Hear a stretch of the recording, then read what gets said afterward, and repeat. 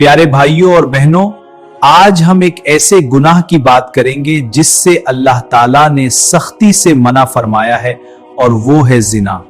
अल्लाह ताला कुरान मजीद में फरमाते हैं, वला तक़रबुज़ ज़िना इन्नहु कान फ़ाहिशतन वसाअ सबीला।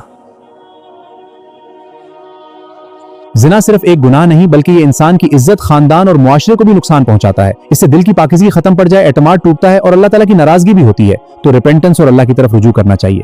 अगर कोई शख्स इस गुनाह में मुब्तला हो जाए तो उसे चाहिए कि सच्चे दिल से अल्लाह ताला के हुजूर तौबा करे, क्योंकि अल्लाह ताला अपने बंदों की तौबा कबूल फरमाने वाला और निहायत रहम करने वाला है।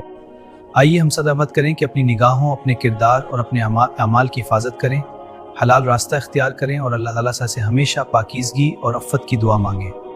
अल्लाह ताला हमें हर गुनाह से बचने और नेक ज़िंदगी गुजारने की तौफीक अता फरमाए।